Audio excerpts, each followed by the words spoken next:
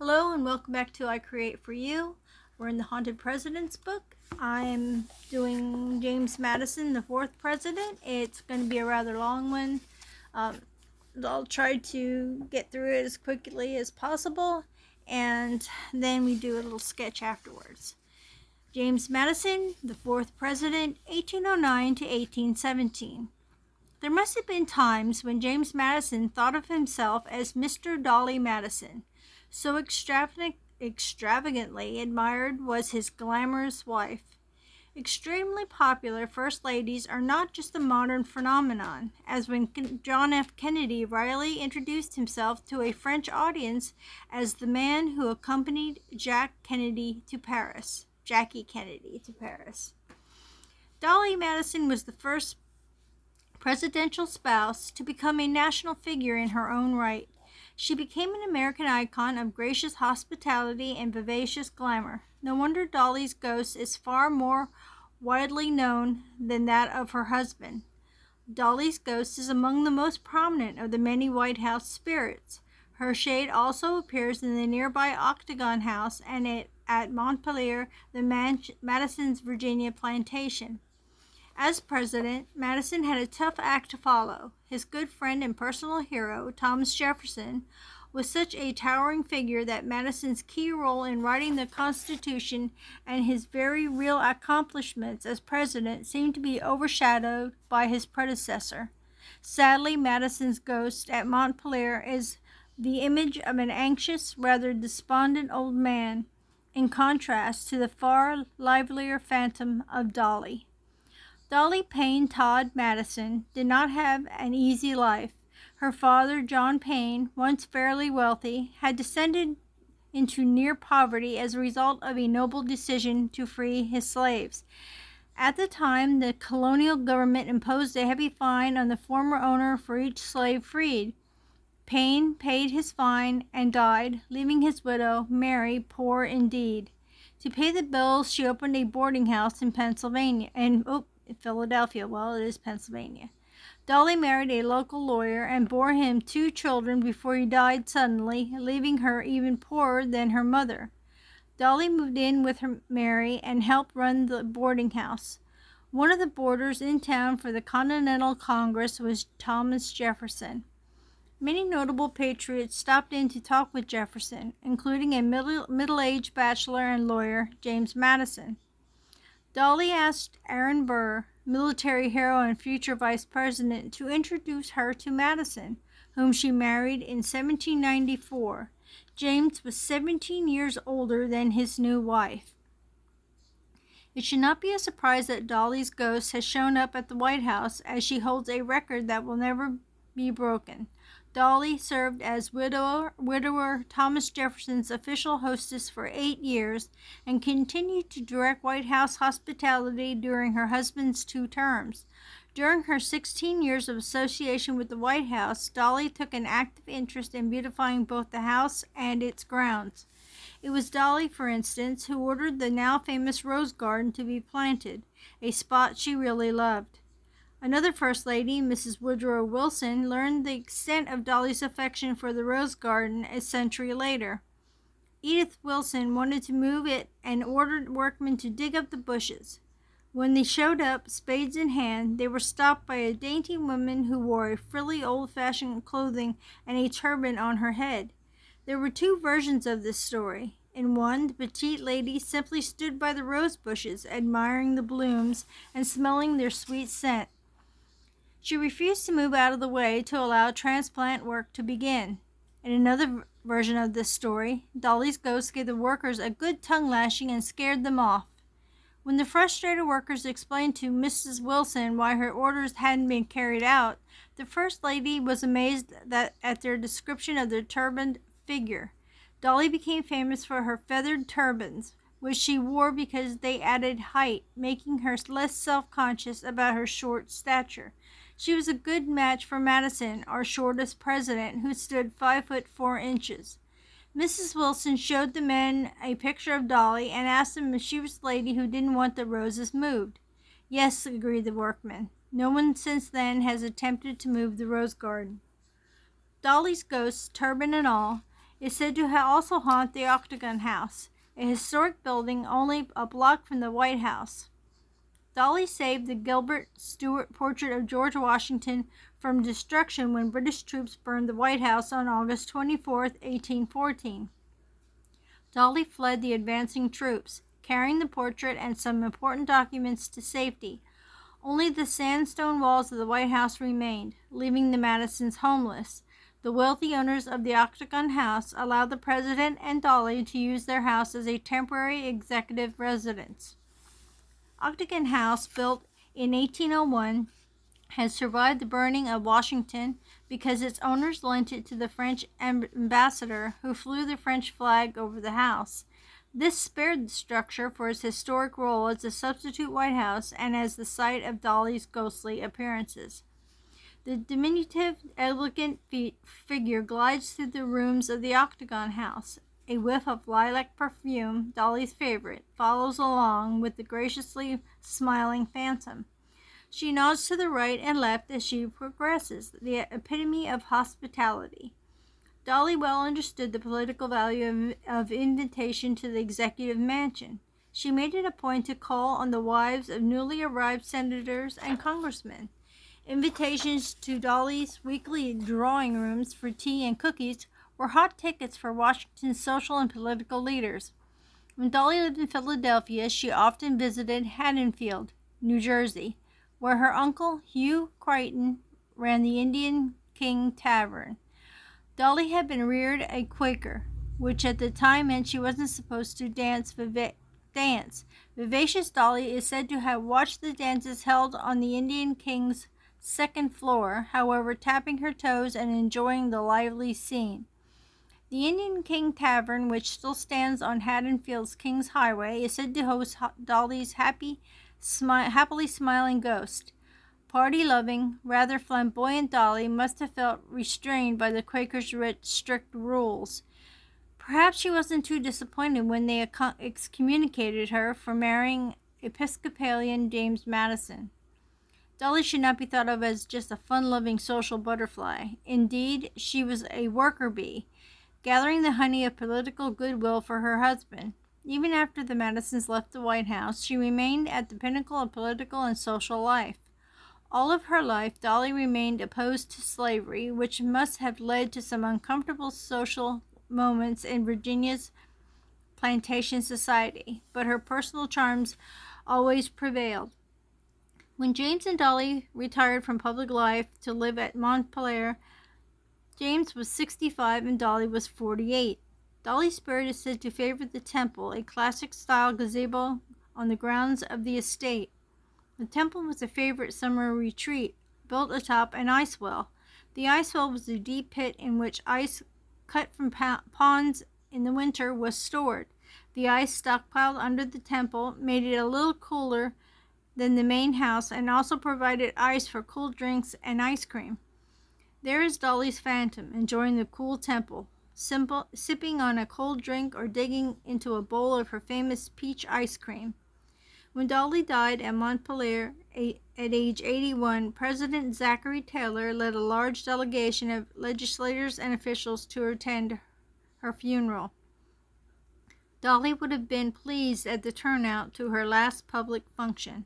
Some guests at the post-funeral luncheon in Montpelier swore that they briefly glimpsed Dolly's sweet smiling face in the entrance hall, as though welcoming the mourners.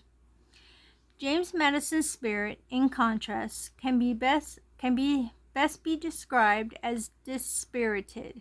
For a variety of reasons, Madison's old age was not a happy time. Just like his good friend and neighbor Thomas Jefferson, Madison discovered that his plantation was not very profitable. And like Jefferson, Madison felt obligated to entertain hordes of visitors and well-wishers. Dolly was renowned for her lavish dinner parties.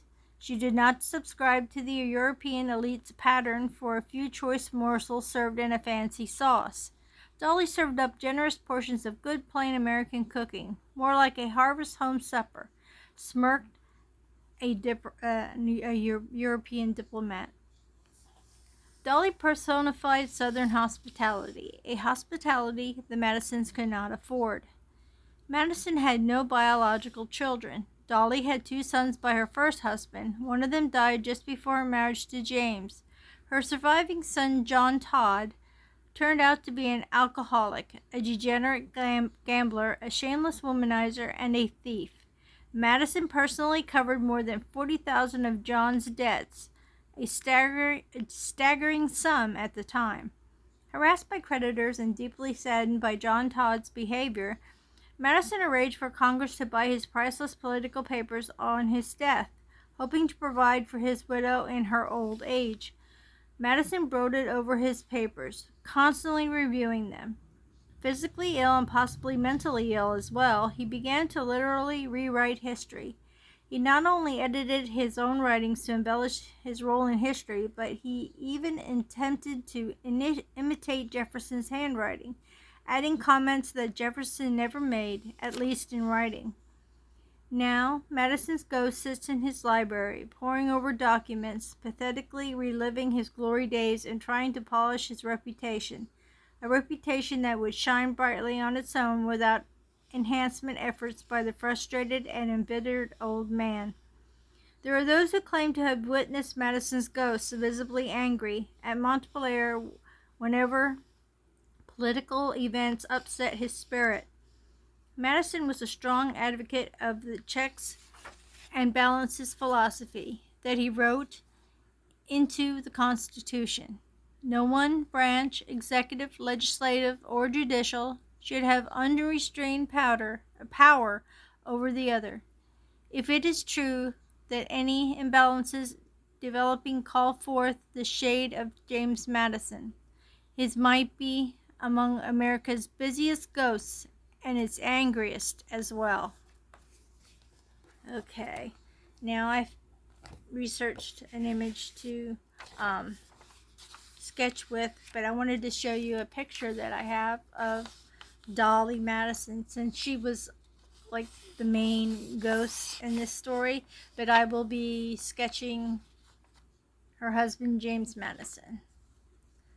So that was her with her turban on her head to make her seem taller. Alright.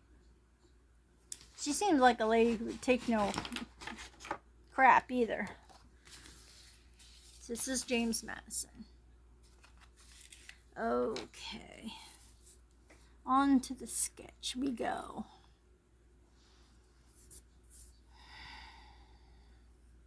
Sorry, this video is a little late. And I seem to be a little tongue-tied tonight, and I don't know what that's all about.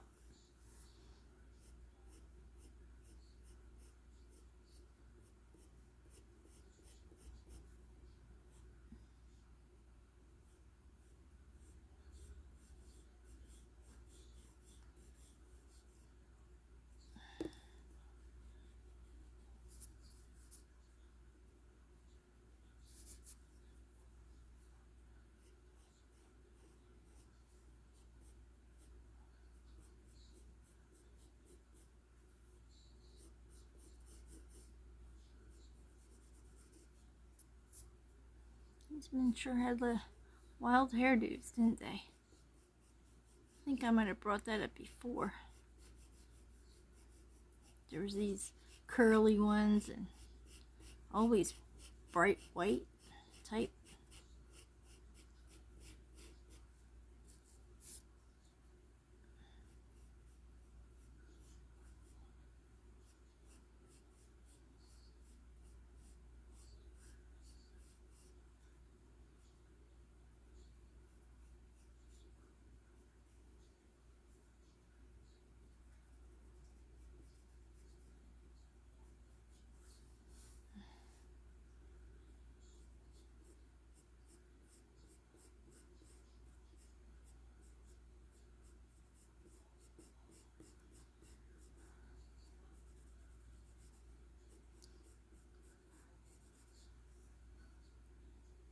Sorry for the quietness. I hate not talking, but I know how this was a long video, and I just don't want to make it any longer by yapping and not finishing up what I'm doing. I could probably do it a little quicker by not yapping so much.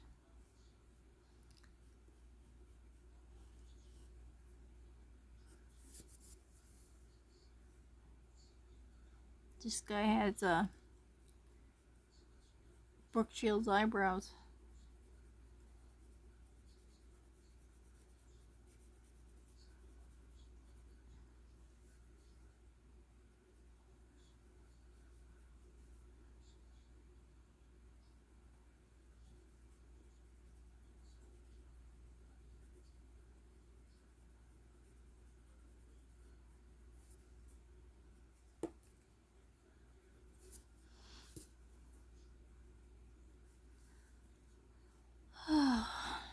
Today was a lot cooler out. It didn't rain that I know of here. I was spending the day with my daughter and grandsons, and it didn't rain where she lives. She's not that far away from where I'm at, but sometimes they get different weather than we do, just the same. But it was a lot cooler. I went over there in the morning, and man, I wasn't expecting it to be that cool, but it was. A little dreary, but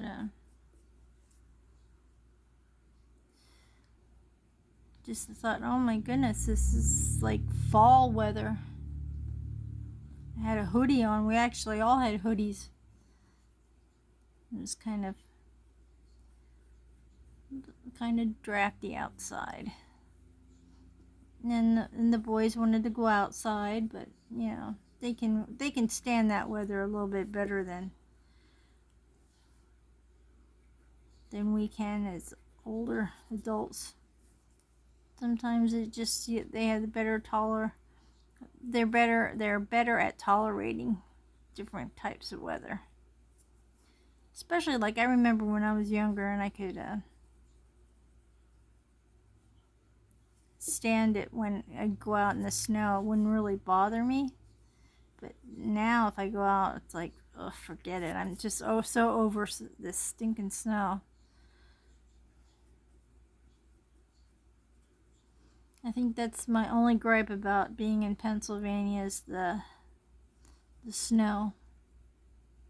It's not my favorite weather here. I'm glad we only have it really hard for a few months. Not like it's, well, my son being in Wyoming, they just have such ever-changing weather. It's like you have almost the 4 seasons in one day type deal, and more or less longer than you know, like we have that here sometimes too, but I mean, like, they have more months where they, you know, you dress warm in the morning, and then it gets warmer, the weather gets a little bit warmer during the day, and then when evening comes around, you're back at coldness again. So yeah, it's just really strange how I had such trouble with lips. I don't know what the heck it is about lips. Sorry, I'm shaking you. It's just, yeah, sometimes this weather changes are just crazy. And I think this year was like the weirdest weather, and at the weirdest places where you wouldn't expect it to have the weather that they have, but it happens, and it's just freaky.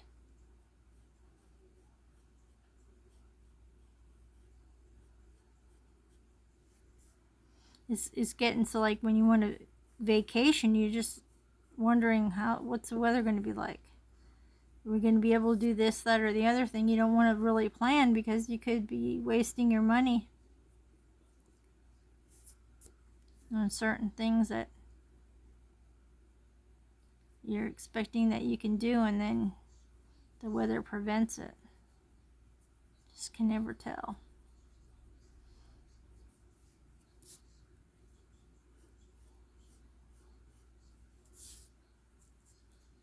This one eye looks a little bit bigger than the other. And that helped a little bit.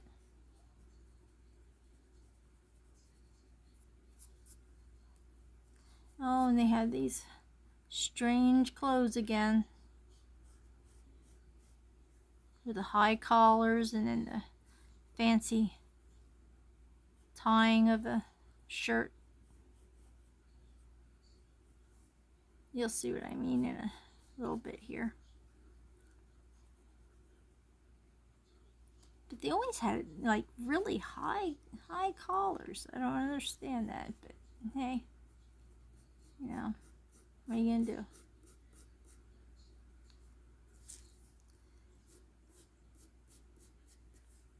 Alrighty.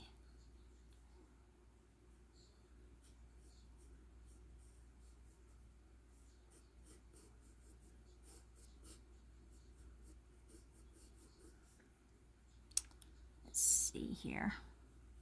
I took some stuff over to do while I was over with the boys and my daughter, and my grandsons are really into the video games scene, and so when you get to visit with them, it's good when they come out of their gaming room and spend some time with you. And I had my sketch sticker book with me, so I thought, well, maybe they'd like to make their own stickers, so maybe I'll share some stickers with them. And my oldest grandson, he's going to be 12 this month. He really likes to do artsy things and draw, and